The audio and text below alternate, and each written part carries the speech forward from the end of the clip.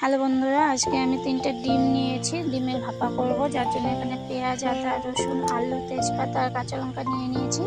আর এখানে 3টে বাটি নিয়ে নিয়েছি। বাটিতে ডিমগুলোকে ভেঙে দিয়ে সেদ্ধ বসিয়ে দেব। ডিমগুলোকে সেদ্ধ বসিয়ে দিয়ে এখানে মশলাটা করে নিচ্ছি। জিরে, কাঁচা লঙ্কা, রসুন, আদা এগুলো বেটে নিয়েছি। এখন আলুগুলোকে ভেজে নেব।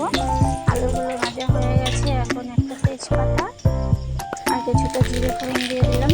কিছুটা জিরে ফোড়ন দেওয়ার পর এখানে কিছুটা কুচনো পেঁয়াজ দিয়ে দিচ্ছি আর মশলাটাও দিয়ে দিচ্ছি। মশলাটা দিয়ে কিছুক্ষণ এটাকে কষিয়ে নেব। কষানো হয়ে গেছে, এবার ভাজা আলুটা দিয়ে আরও কিছুক্ষণ এটাকে ভালো করে কষিয়ে নিচ্ছি।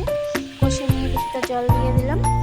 জল দিয়ে দিয়েছি। এবার ঝোলটা ফুটেও উঠেছে। এবার ডিমগুলোকে ছেড়ে দিচ্ছি। ডিমগুলোকে দিয়ে কিছুক্ষণ এটাকে ফুটিয়ে নেব আরও, যাতে আলুগুলো সিদ্ধ হয়ে যায়। ডিম দিয়ে কিছুক্ষণ এটাকে ফুটিয়ে নিয়েছি। এবারে কিছুটা গরম মশলা আর 1 চামচ ঘি দিয়ে দিচ্ছি। আমার ডিম ভাপা হয়ে গেছে। দেখুন বন্ধুরা, আমার ডিমের ভাপা কেমন হয়েছে আপনারা প্লিজ কমেন্ট, শেয়ার এবং লাইক করে জানাবেন।